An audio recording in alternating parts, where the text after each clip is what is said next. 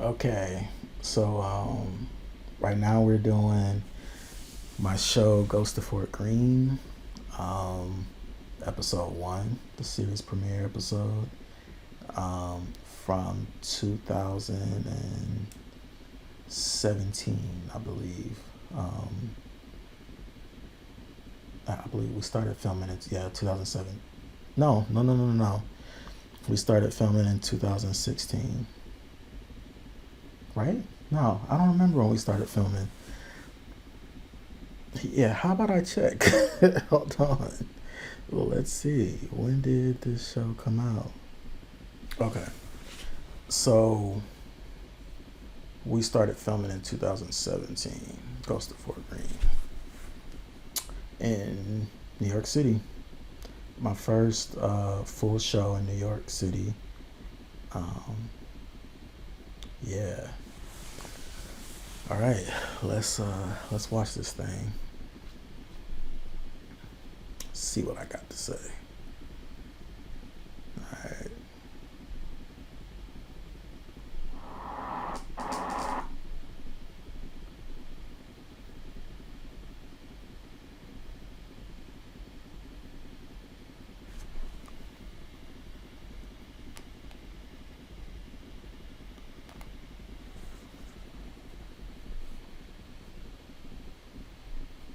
Okay. Here we go.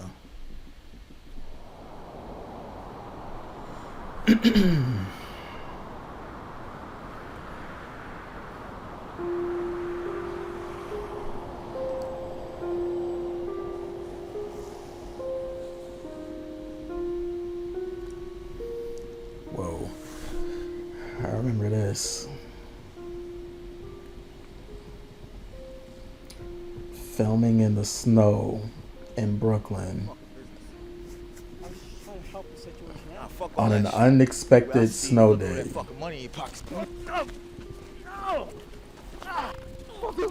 This was crazy. I remember this. I remember being out there. I remember shooting this scene, and I remember we couldn't get that many takes because it was so damn cold, and I was trying not to keep people in the cold, but for so long. I think we were going in and out. We had somewhere that we were going in and out, or the actors were going in and out of to stay warm. I remember shooting this scene on an empty street in Brooklyn. It was like a warehouse area. It was late at night, and that street was like completely empty.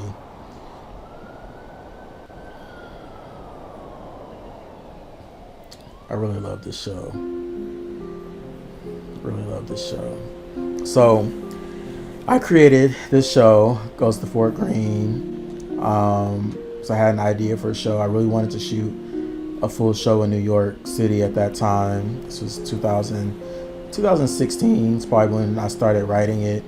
And my business partner at the time, his name was Gino. He came in as a co-writer and did some of the writing with me and produced with me for my company. This is a shot of the train. Shot this from an apartment, and from an apartment building window down to the subway is how I shot this shot.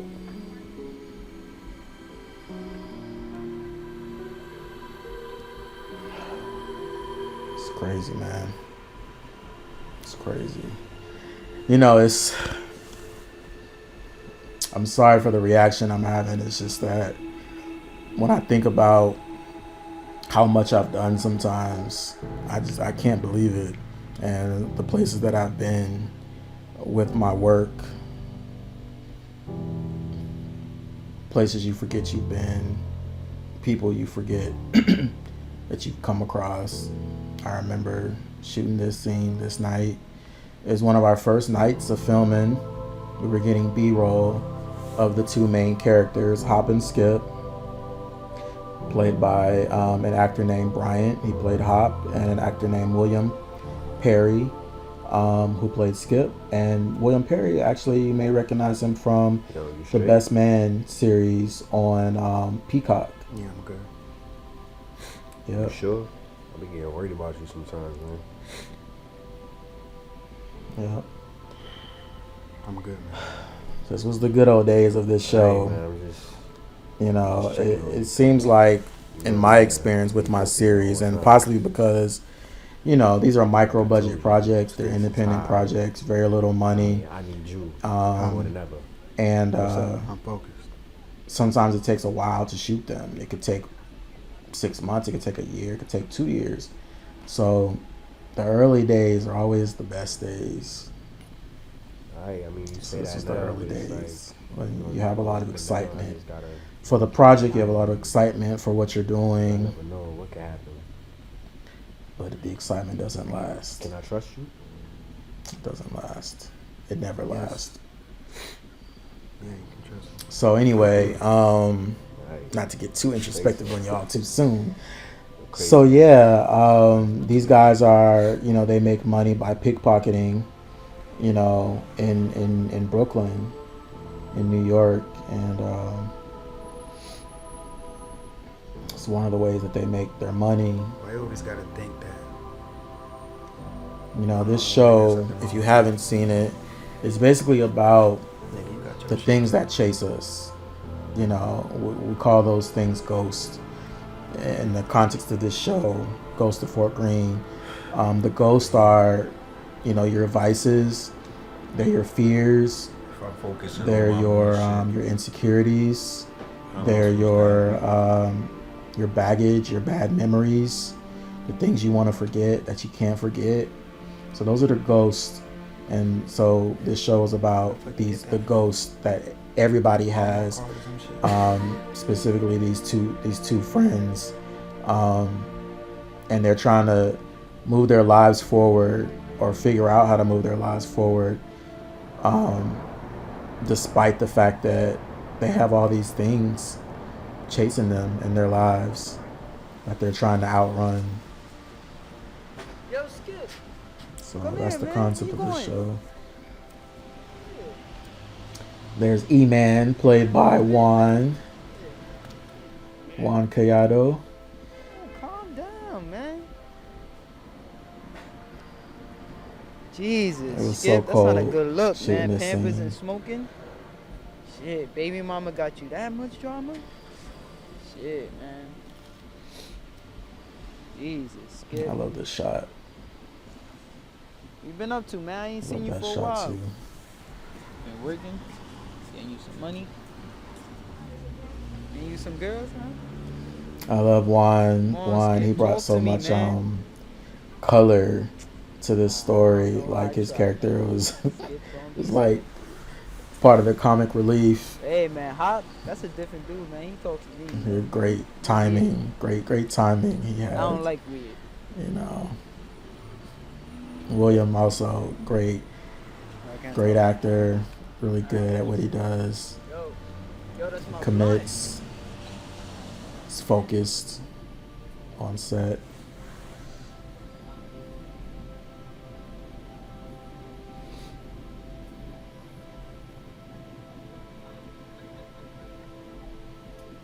The subway was like a second home for us on this show. We were always shooting scenes on the subway or hopping on the subway to, you know, go to the next stop or, you know.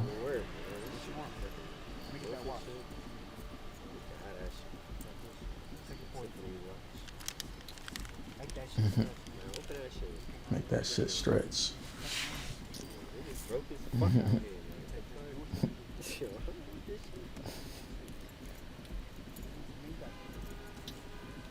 I got this one. Apple got this Apple Watch and shit. Let me take this one. Take that. She Yo, won't this know. nigga broke as shit. What the fuck Ain't is no this? fucking money up in there. Yo, these niggas wild. Cool, yo. We gotta break out. You good? Yeah. I'll let you, bro. It's crazy, man. So we had like almost wrapped the episode, but we had some extra scenes to shoot that made up like what ended up being the snow footage that you see. So we had shot most of the episode, and then we came back like maybe a month later to shoot some additional footage for episode 1. And it turns out, I guess, that maybe I was the one who didn't catch the forecast to know that. And I drove into New York from Atlanta, and the rest of the actors were all based in New York. And as soon as I got there, the city got hit with this big snowstorm. And so I had to kind of like unexpectedly decide if I was going to cancel the shoot, even though I had just drove like 13 hours or whatever for us to shoot, and everybody was ready to go. But I was like, how are we going to do this? It's snowing everywhere, snow all over the place. And so ultimately we decided to keep the shoot, and so we probably were under a deadline, and everybody braved the extreme cold and the snow to knock out all these snow scenes, which I thought were gonna mess up the episode. I thought it wasn't gonna cut together with the previous stuff we had shot when it wasn't snowing, but it worked. It worked really well. So it's just one of those unexpected things that, as a producer, as a filmmaker, you learn to adjust to. You learn, as a filmmaker, you learn, or you should learn very quickly, how to adapt to changing circumstances. And you can't do this if you can't adapt, because nothing ever really generally goes the way you want. At least in my experience, hardly anything actually goes exactly the way you plan it. So you have to get comfortable with something working out well in additional ways, and sometimes it can work out even better in a way that you didn't even anticipate, or that you didn't think you wanted. And so learn to think on your feet is definitely what makes you a great filmmaker. Being able to adapt to all kinds of circumstances, to meet people's needs and their changing needs. You know what I mean? People can switch up on you on a dime, and you got to be able to adapt to that. So it is a very hard job. It's a very hard job. Not many people can be a filmmaker and be a director and run their own film production. It's not hard, not easy. It's not easy. I make it look easy sometimes. Oh, no, she needs diapers. You gotta go now. Tracy Ramirez. Come on. She's a good actress. She brought a lot of life to the show. It was like hours. Yeah, I am too, but she needs some diapers. It's only like 1 month. No. I don't remember shooting this Come on, I'll give scene. you the money. I vaguely remember shooting this scene. Vaguely.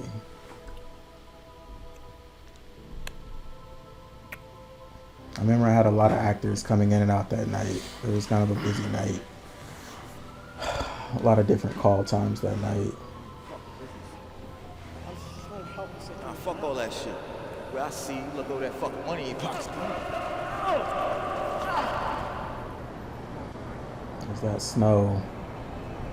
Man, it was so cold. Y'all just have... If you live in New York, you know. It was cold and a bit out there. Anthony Goss.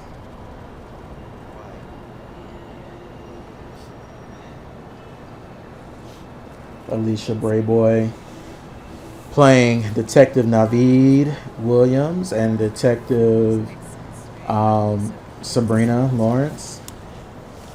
And actually, I am currently writing a brand new show. It's a spinoff of this show, Ghosts of Fort Greene. It's and Anthony Goss playing Naveed right there on your screen.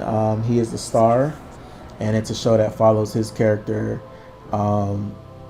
traveling as a private detective to different countries. And it's a mystery detective series, and it's the bomb. It's really good. It's really, really good. I can't wait till we start shooting it. It's called Detective Naveed. New series coming soon. And I said I was done with series. But if you get Anthony Goss to start, you'll do a series too. He's amazing.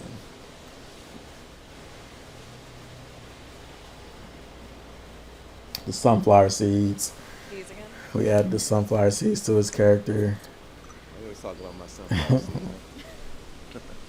I remember shooting this scene. They're actually really not good for you. All that salt. This was from our first. This was like day one, I think, of shooting this scene right here. I think this was day one, the end of day one. And we shot this scene. Quiet. Oh, like. God, Yeah, man this was drama. their very first scene of the show. I know. Wow. I know. X drama, I should say. Don't leave it alone. And the cool thing, one of the cool things about shooting in New York, which is my favorite city in the United States to shoot in, it's just New York is one of the most cinematic cities, in my opinion, in the world. And I really love shooting there. And one of the things that I like about it is that people generally leave you alone Friday night, usually. while you're shooting. They see a small production filming, they usually leave you alone and just go on about their business. It's just, it's what New Yorkers do. So the times that they did, stop and talk to us and whatnot, very supportive. I think at a certain point, some people, like certain blocks that we used to shoot on regularly with this show, I think people got used to seeing us, and they were very supportive of what we were, trying to do. So I just remember, New York's like a second home for me now because of this show. I'm selfish. I remember shooting this scene. This was like, that was during our the second leg of the first shoot. Yo, I stay with him all the time. We shot this late at night. Going through what, Lene? Going through what? Nigga, I'm trying to get the fucking Baby mama issues. What about you? I'm trying to get some real bread. I'm trying What the fuck to, we gonna do in Atlantic City? man, anything, nigga. We could fucking hit a lick, something, nigga. What? Gamble, whatever. Going to Atlantic City with you with your gambling ass, bro. Man, Like the dumbest thing I can do. We could link up with Jose and them niggas. Them niggas over there getting mad, bread, nigga. We could fuck with them. Like, there's so much we could do out here, man. The possibility. I like this shot. But you just got, oh no. It's Like the framing of it. I don't want you to get lost in that dumb shit.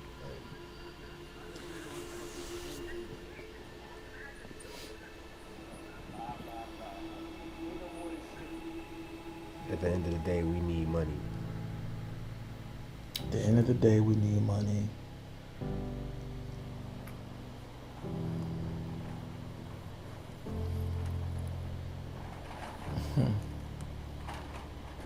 So we start to get start to see some of the characters' vices. So you see the Hop character. He's about to go into the gentleman's club, the strip club, and exotic dancing. That's one of his vices in the show.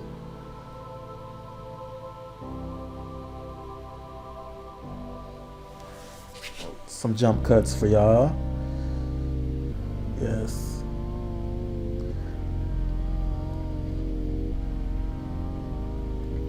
Oh yeah, the music.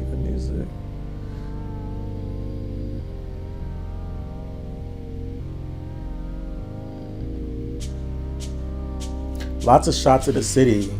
I always made sure that, usually it was funny because whenever we wrapped the shoot,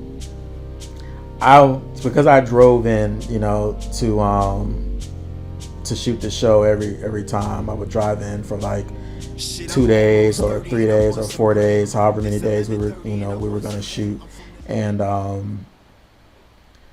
after we wrapped, I would hit the road like every time. I don't know what it was. It was just like Look, I'm detecting the V with the I NYPD. just I would hit the road like as soon as we wrapped, you know. But on my way out of the city, I would drive around the city and get B-roll first, B-roll footage of Brooklyn and like Manhattan and stuff. Every time before I left the city after every shoot. Those were crazy times, man. It's crazy times shooting this show. A lot of hard work, man. A lot of hard work. I learned a lot about, you know, as a filmmaker. It's like things that you learn along the way to just make things easier for yourself. Like it could be like the way you dress, making sure you're dressed comfortably. Like generally speaking, I wear sweats on set if I can, if it's not too hot. That's the most comfortable for me.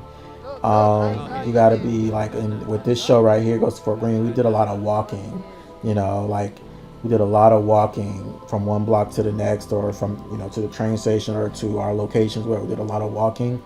And so having good shoes, you know, this show is shot mostly on the streets of New York. So I learned a lot. I updated a lot about some of my norms and best practices for being on set, you know, from doing this show. This show demanded a lot of my energy to pull this off. And we shot this show for like 2 years. 2 years. So seven episodes.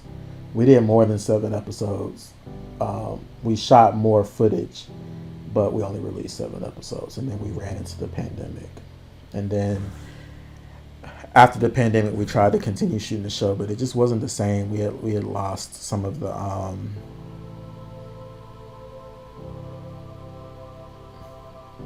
vibe.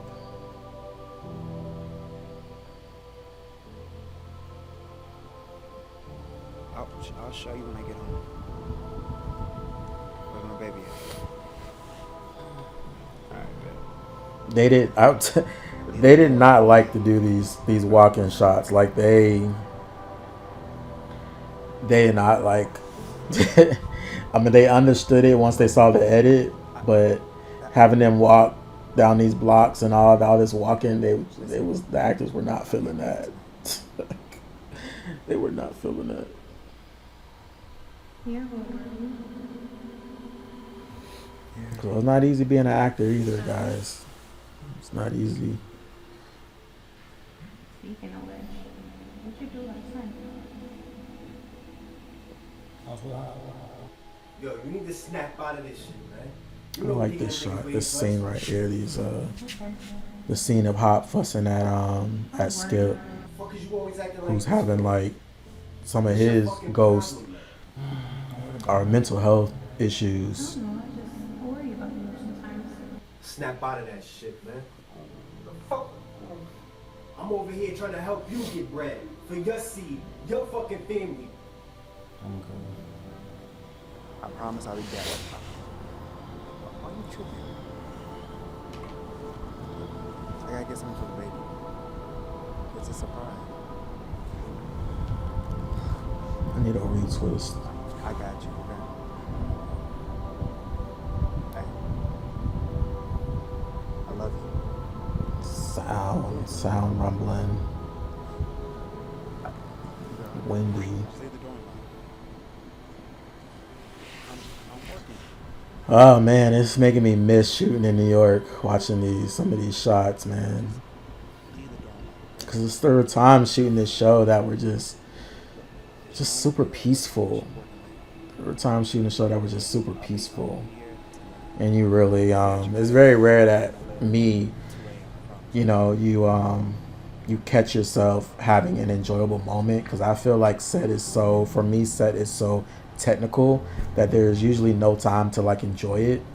But there are times where, you know, you're behind the camera and you're watching the shot go off and you just, you know, you just think to yourself like, "There's nowhere else I'd rather be."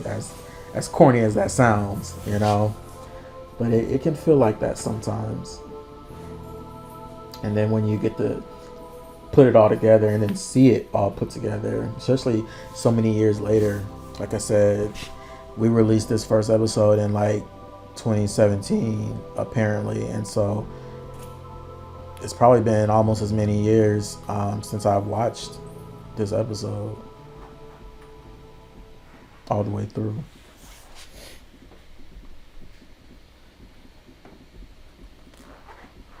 I think this actress's name was Alex. And she was, I liked her. You got the room for a couple hours, right? Yeah.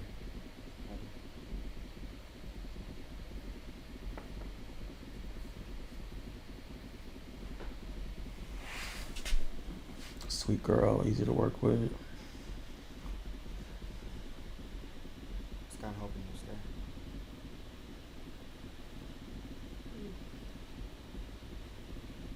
And she is a prostitute. So that's another one of Skip's vices, one of his ghosts.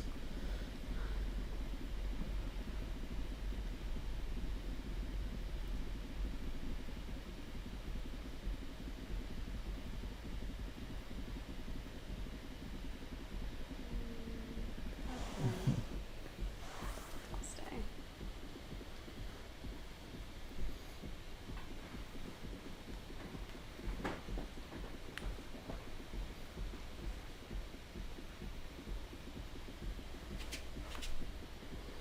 Yo, we was out there for like 2 hours, man. Ain't shit out there. Came back with barely nothing.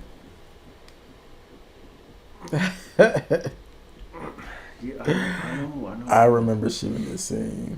I've been trying to get this nigga to come with me for the longest.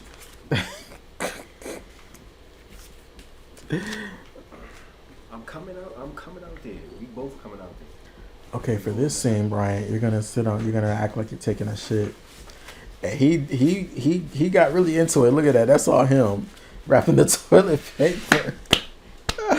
Oh shit. Yeah, hello? Oh, that's hilarious.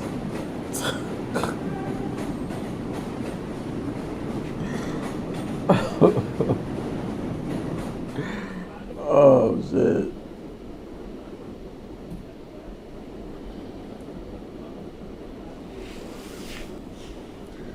Subway. Every time on the subway was always an adventure for us.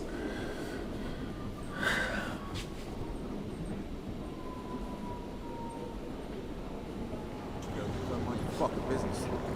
I was just trying to help the situation Fuck all out. that shit.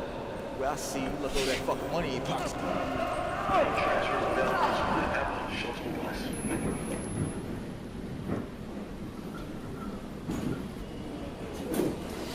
Cusco Street, Gates Avenue, Jamaica Laundry, thank you.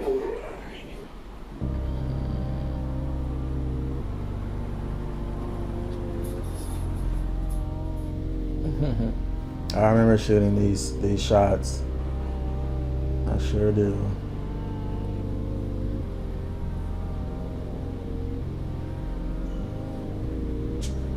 David Clark playing Spoon. We had to do this a couple times to make sure they were in frame.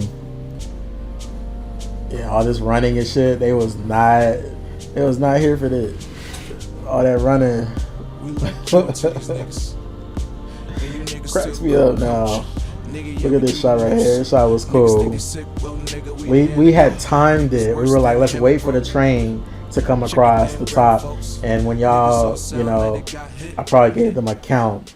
And then they were supposed to run around the corner while the train was passing above. So that was all planned.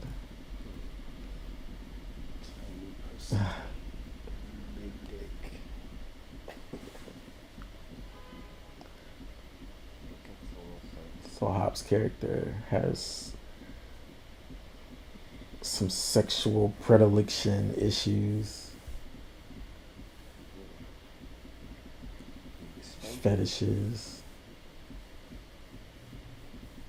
Ordinary mom wants a real hard fucker. Thought I heard you. It's me. I can see that. The great Rhonda Swindell. I love Rhonda. I love working with her. Tomorrow, man. I gotta buy Trace. I can't wait to work with her again. always She also tomorrow. added so much. Ain't it? Like, I have to say, Maybe it's this just a way was of thinking all Ghosts of over Fort again. Greene was one of my favorite casts that I've ever Trump had the privilege to hired work me. with. Like, they were such a great cast. Hopper. You know, our show deserved to be on HBO, you know, or FX or something, you know. It had some great talent, man. You don't think I don't know what you be doing down in that basement? I ain't never coming back here, so you don't I gotta love work. this scene. This scene was like, Oh, what, ma? What you gonna do? this was the second leg. It was like, Lock me out in the hallway?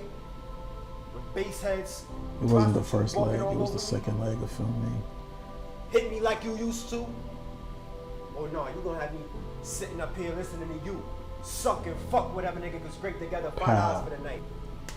That was a real slap too. That was a real slap.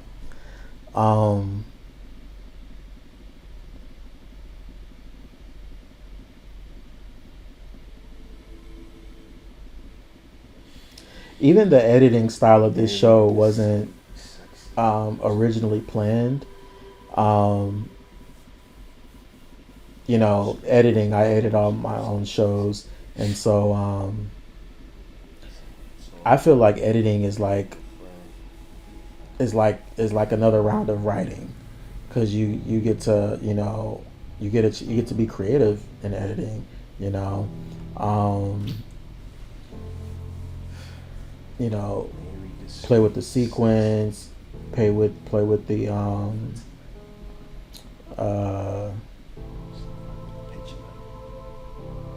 the structure of the episode.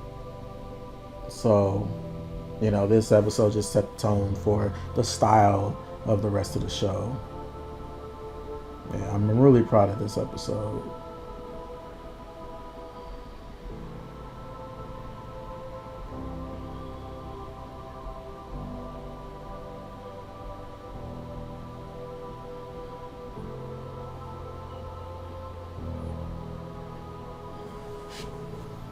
I remember getting this shot. I remember being behind the fence getting this shot.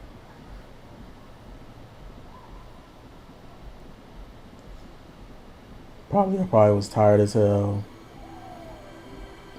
Me and my crew, tired as hell. Finally catches him. Gets away. Get you next time.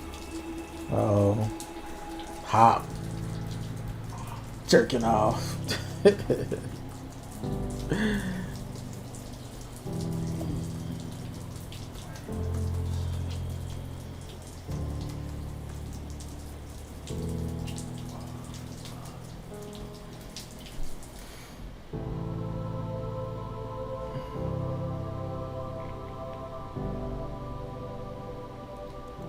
It's crazy. Yo, Skip, yo. I don't know what's up with you, man. Yo, you I love fucking weirdo. You know that? his eyes weirdo in this since shot. he was like teenagers, nigga. You know, William, he just did such a great job. I feel like you still worried about that fucking murder, nigga. That's what's bothering you? Nigga, it was a fucking murder. That shit happened last Christmas, nigga. Like, get over that shit, nigga. Life goes on, What right? you gonna say get over a murder? Niggas get murked all the time, man. Like, yo, we got bigger fish to Did you fry. see it? I ain't have to see it, man. All I'm saying is,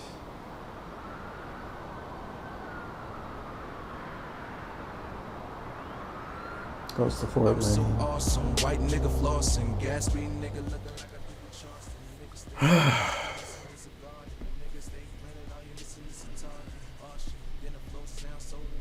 Yeah, that brought back a lot of memories. Brought back a lot of memories.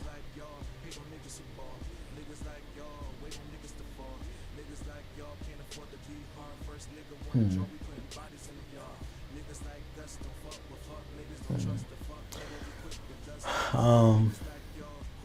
That was Ghosts of Fort Greene, series premiere episode from 2017. We started filming it in 2016, I believe, or maybe towards the top of 2017, and in New York City. And it's crazy. And I'm sorry to have like a visceral reaction, but it's like certain things just make me think. That show was real special to me. And I was really excited to come up with the concept and then to write it with, at the time, my business partner and my best friend. And, as an artist, you have such like high hopes for the things that you create and the things that you pour yourself into. And watching that episode actually makes me a little emotional, to be honest with you, because again, I haven't watched that episode in years, and it brings back a lot of memories of how much work was put into it, how many miles traveling back and forth to New York City to shoot it over the course of 2 years, and just kind of like the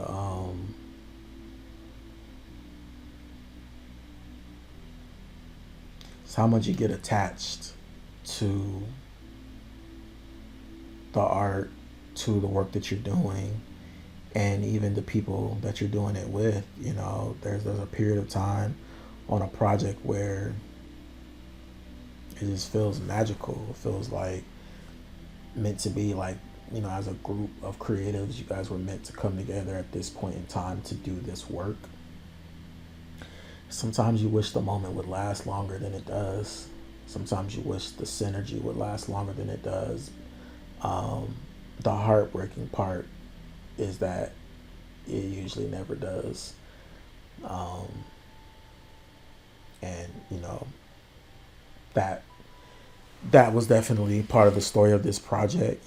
People start to because even no matter how much they say they love the project and how connected they feel to the project and to the work, it's hard to keep creative people's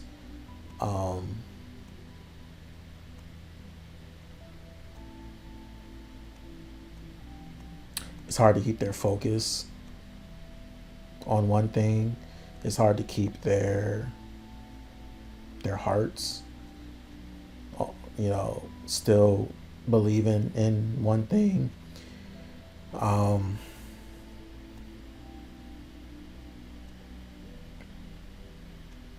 you try your best, but sometimes you still fail at it, But there's still a lot of lessons that you learn in the process. And I think that's what a lot of my experiences with my projects over the years is ultimately it's the lessons, the things that you collect along the way. They end up being the most important aspects of doing it, So even if things don't end the way you want, in the way you expected, in the way you need,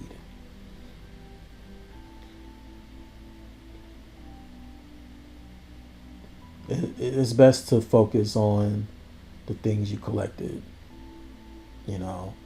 that are gonna serve you well moving forward. It doesn't mean you still don't grieve the loss of what you hoped it would be. And I know with this show, I had high hopes that, we could get like a TV network's attention. I definitely felt like it was worthy. but still a little naive back then, because the truth of the matter is that the TV networks, they're not looking for the talent that's in the streets. They're not looking for it at all. That's a hard lesson to learn. You're independent. You're producing these projects for the web. You're putting them somewhere on the web that everybody can find and come across, and hoping that the right person's going to come across your show and give you a call, and want to meet with you and say, hey, I saw your show. I want to work with you. We want to work with you. Our studio wants to work with you. Our network wants to work with you. And you're putting in all this work mainly for that reason. And that call never comes. And then when you do meet these executives, whenever you do, if you do, and you ask them, hey, they'll tell you, we were never looking where you were at. We were never looking, and it's like, why not? There's so much talent out here. Why are you not keeping your ears to the streets to see who's out there putting in the work, who's showing you that they're ready? Not everybody can just walk up and get a meeting at Paramount Studios. It's really hard. And, the people who can't, the people who have it's a wider shot to get to that, they do this. They try to find other ways to get visible. And when that still doesn't work, that's heartbreaking. And so I went through that countless times. No matter how many millions of views my work got online, nobody important, because they're not that important. But, nobody was even looking for the work that a lot of, these independent filmmakers were out there trying to create to get seen.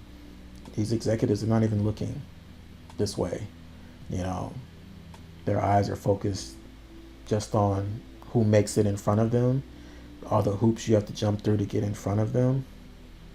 They're not out there, using their downtime to go search around YouTube to see what's out there, who's making moves, who's doing some quality work. And I think that's trash. I think that's trash on their parts. And I think they don't deserve to be in those jobs. That's what I think. But I'll elaborate. You'll hear me talk about that topic a lot more on the Artist Temple. But I thank you for checking out this breakdown of Ghosts of Fort Greene. It's one of my most favorite projects that I've ever produced. I'm super proud of it. I'm thankful to all the talent that I got to work with on this show. And